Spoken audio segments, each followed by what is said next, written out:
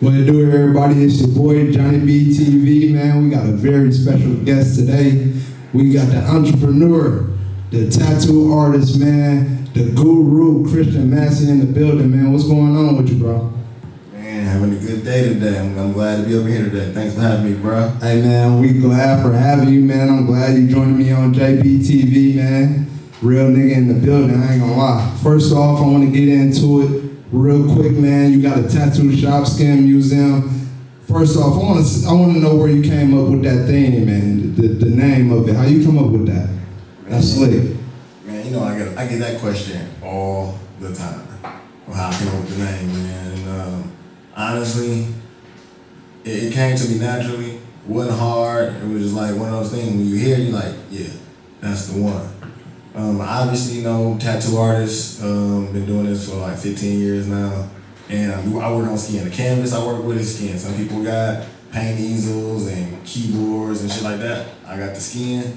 So I came up with that name because, like I said, I'm tattooing over 15 years. I tattooed in a lot of different places. From Milwaukee to North Carolina, Texas, Hawaii. I'm tattooed in a lot of different places. And one thing I noticed at all the different places is that whatever shop I was in, for me personally, especially in the tattoo industry, is that I was the minority in whatever shop I was in. Everybody was either not black, pretty much, you know what I'm saying? So if somebody black did come into the shop, or brown skin, just a person of color, you know what I'm saying? Mm-hmm. I was the one who was getting those clients. Which I wasn't a problem with me at all, but what was a problem is that the other artists in the shops I was working at didn't know how or didn't want to learn how to tattoo our kind of skin. Oh, really? Okay. So that's why I came up with the name the Skin Museum, because we specialize in all skin tones, shades, and just different kind of people. Like, it ain't no kind of thing like you see on TV shows. People say, "Oh man, I would have done a lot better if the canvas wasn't so dark." I'm like, but if you want to be a professional in your field, you know how to tattoo all kind of skin. So that's why I call my shop the Skin Museum, because we tattoo all kind of skin and we do it the correct way. Oh man, that's amazing, man. I always wonder, you know what I'm saying, that was a creative name to me. Always wonder how you came up with that name, that theme. That's real beastie. That explanation is even better. I wasn't even guessing that at all. So I respect that the most. No bullshit. That's real shit. Appreciate it big time, man. So too, especially since you were speaking on stuff like that, you grew up in Milwaukee, Wisconsin. If people don't know about Milwaukee, Wisconsin, it's the #1 segregated city. Wisconsin is the #1 segregated state. Mm-hmm. So just with your experience and growing up in Milwaukee, just outside the tattooing before, you know, right now you a owner of the shop, we know that, but let's rewind back, let's bring it back some. How was it growing up in Milwaukee for you? Growing up in Milwaukee is, I would say, rough, but it wasn't. Like, I grew up good, you know what I'm saying? I grew up, I guess, we wasn't rich, you know what I'm saying? Most definitely. We had our ups and downs, but I had a good support system for me. The city, all the stuff that happened for me in the city, I brought it on myself being a young knucklehead, but people had my back since day one. Like, people supported what I wanted to do and how I wanted to do it. Like, people just let me live free, you know what I'm saying? Just do what I wanted to do. And they got me into some shit. Like any other kid, I was the person who wanted to make money. Okay. So I wanted to hustle. I wanted to sell drugs. I wanted to do whatever I could to make money. So whether I was washing cars, selling drugs, selling candy bars, I saw ringtones when that was popping. Like, that's what I was on. I was on making money. So I wasn't in too much that crazy shit. It was just, if it made money, it made sense to me and I went for it. But growing up in Milwaukee, you know, like you said, it's segregated, man. If you ain't from here, to say that statement, like, it's a super fact, like, we're the most segregated city, you said, in the country, right? In the whole country. People don't even know what that means until they come here. Mm-hmm. Like, you come here, we got bridges to take you from one side to the other side. It's a whole different world. Mm-hmm. Like, you go take that South Side Bridge, that 36th Street Bridge, you feel like you in Mexico. Like, people, if you not Mexican or Puerto Rican over there, you know, like, I need to get back to my side of town. Like, it's that kind of segregation over here. It's real, you know what I'm saying? Most definitely, it's real. I experienced some of the same stuff. Being busted down for no reason, like driving my car going to the lakefront, police was pulling me over, like, hey, you moving music too loud, cut your cords, fingerprint you on the spot. Like, is it legal to fingerprint a nigga? I mean, is it legal to fingerprint somebody like on the street? I'm a young kid, 19 years old. I don't know, I'm just letting them fingerprint me. Cause I did something that was wrong, but I didn't get a ticket for it. You just trying to get me in the system ASAP. So that's what I'm saying. Growing up here is that you different. They put you in the system whether you did a crime or not. Like, it's wild here. Most definitely. I can agree with that because I say in Milwaukee, most definitely you got to worry about the police and getting, you know what I'm saying, a profile like that. But most definitely once you set foot outside of Milwaukee, it's even worse. You know what I'm saying? So cities. Yeah. So and you know outside of like just the outskirts of Milwaukee and a lot of crime that really go on. So they gonna be petty with you, pulling you over the smallest shit in the world. They gonna hit you with what you doing here. That's what they gonna hit you with. Oh, that's what they gonna hit you with for sure. Go to Whitefish Bay or you know what I'm saying. They gonna hit you. What you doing here? I'm here to shop. I'm here to buy some McDonald's. Whatever the fuck I'm here for. Like I should be allowed to roam free, right? Nah, that ain't the thing living here in Wisconsin, boy. But stay in your lane is the definition of it. Yeah, most definitely. So real quick, before you got into the tattoo lane at an early age, was you like what got you interested into like the artistry of drawing? Were you a drawer? Yeah, I was a drawer. Dog, man, I've been doing my parents, bro. Like I said, I come from a blessed household. Like my parents wasn't the richest. They had their own thing going on, you know what I'm saying? But they made sure to support me. Like my dad was a painter. My mom, she danced when she was in high school and college. Like I come from a background of art. You know what I'm saying? Fast forward into now, I didn't never think I'd be doing tattooing, but it would always be something in the art field. So repeat that question, man.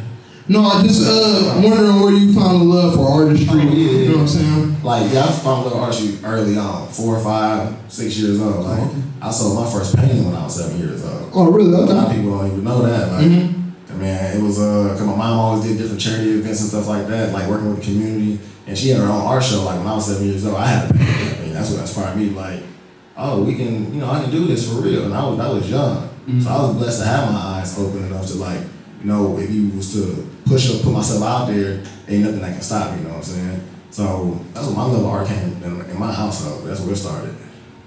Most definitely. And then, you know what I'm saying, you sort of turned that art into going into the tattoo field. So at what age did you get into the tattoo field? And was it difficult for you starting off? Oh, it was terrible starting off. It was fun though. That was a heyday. It was fun, but it was rough. People got the tats to prove it. Most definitely. Like I try to let me backtrack a little bit. Like when I'm going back to the art thing, I was big in the Boys and Girls Club. I was in the art room. If I wasn't in the art room, I was in the game room. I wasn't in the game room, I was in the gym. Like the Boys and Girls Club, as soon as I get out of school, I'm there till like 9 o'clock at night. Go home, each time I eat some dinner, go to bed, and do this shit all over again. So that's another thing that pushed me into the art. Like having those different avenues, like the Boys and Girls Club, the YMCA. It was a free event. My parents put me in that free shit. Oh, that's what's up. No bullshit. And you need parents like that to push you, so. Oh, yeah. But back to getting into tattooing, man, that shit was the hardest shit ever, man. It's so hard. Like, trying to get into a shop wasn't happening early on. They were like, no, get out of here. But I did have a good friend, his older brother, like, that's how I got put into the game for real, like, even knowing what tattooing even was, you know what I'm saying?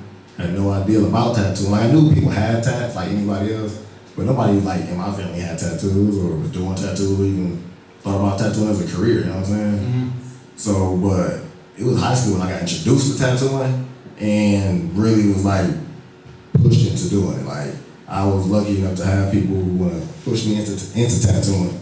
But I was like, nah, I'm gonna draw, I'm gonna get a job, I'm gonna, fucking paint, do other shit, but tattooing wasn't the thing like, soon I seen it, I wasn't like, oh, that's what's up.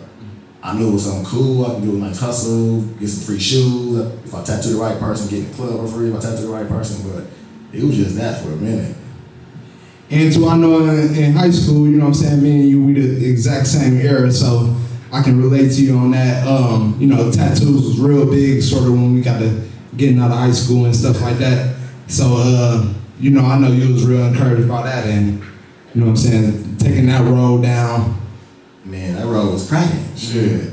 Look, you tattooing in high school, you that dude, you know what I'm saying? Yeah. You that dude. Like, you have tattoos. First of all, if you got tattoos in high school, you was that dude. Right. To be doing them, you that dude. The world is your oyster. You can do whatever you want to do. People are going to be like, they know you. That's celebrity status. What it feel like. Like that would really attract me to the tattoo. And I was like, niggas know me. Yeah, most definitely. Where I go, I'm good anywhere. And like Milwaukee is like we talked about the police earlier, but these hoods is you ain't from here, don't go there. Yeah. Like they want to who car is that? Oh, I don't know them. They'll dump at you. They don't know who you is. Like they got shit going on in them hoods. And I'm like, nigga, I'm welcoming those hoods. Yeah, most That's what definitely. made me like, oh yeah. I go anywhere, I can move around safe, and people got my back because I do tats. Let's do it. Why they keep doing this shit? And that's one thing I did want to talk to you about. Just going back, we speaking probably like back in 2010, 2009, stuff like that. Milwaukee was real heavy with the like tattoo parties. I was lucky enough to sit in with you on some tattoo parties and stuff like that. Can you explain a little bit on how the tattoo party went back in like 2008, 2009? You know what I'm saying? How I got. I ain't gonna lie, tattoo parties was the shit back then, and I was the grunt of the clique of the tattoo squad I was with. Like I was the one who started tattooing the last and wasn't the best to get started. You know what I'm saying? Like my tattoo now, like won awards, do all that stuff now. But if you go back to 2010, you would have been like, get out of here, kid, beat it. This ain't for you. Stop. You know what I'm saying? Tattoo parties is something you had to be there. Right now, with all the media and I don't know what you call it, the newer, younger generation, they're not really about the tattoo parties as much as we was. Cause we wanted to party and tattoo. You know what I'm saying? It was more of I'm living in the moment. So when people get those tattoos, it's about that moment. It's about what was going on in their life at the time. It wasn't like, I want to get the most perfect, the most cleanest kind of tattoo. It was about, this is my cousin's birthday party. I want to remember being at my cousin's birthday party. I'm going to get some tats spot. The tat man here, let's do it. You know what I'm saying? Drinking, smoking, and all type of other shit going on in them houses. You used to damn near do like about 10 tattoos a night, probably more than that. Man, I was pumping them out. We were doing 20, 30 tats a night. Like we ain't stopping until we run out of equipment. We was gonna go. We was gonna, hey, we run out, and the people were so sick about the party, like, if I tattoo somebody's husband, I'm like, this is my last nigga, I ain't got no more. She's like, that's my husband, I use the same needle. I'm like, I know we partying, but it's like that. It wasn't what it was now. Like hepatitis was still going on. Yeah, most definitely. But people was more open to just enjoying that experience. And tattoo parties, people doing tats $20, $30, $40, you know what I'm saying? For me, I'm a kid, fam, 19, I'm like, I can work a job for an hour and make $750, or I can do a tat for an hour and make $20, $30. And then I know people in the camera, I'm like, tat for an hour, $20? Yes. Minimum wage was $750. What was it? Yes, that was what I was doing. I do 2 hours of work, I done beat your whole day working. I made $40 a day in 2 hours. You done did a whole shift, 8-hour shift, like you beat to make your $50, $60. And I'll switch that up. I'll take that any day. In fact, like, and looking back now that, you know what I'm saying, you're an owner now and you got your thing going, you got employees, stuff like that. Do you ever look back and just reminisce on those days?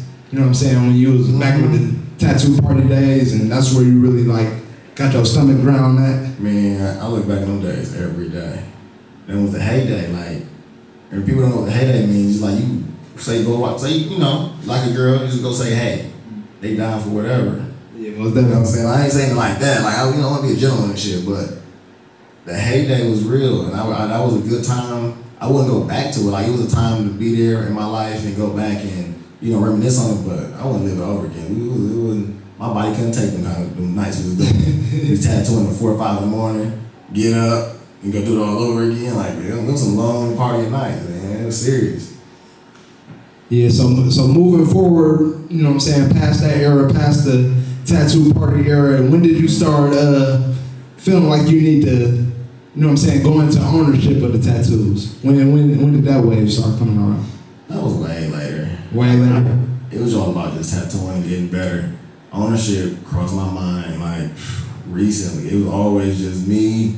My dream idea then was just to have my studio, just me, my homies, just somewhere where we can, like, basically it was supposed to be like a clubhouse, is what I wanted.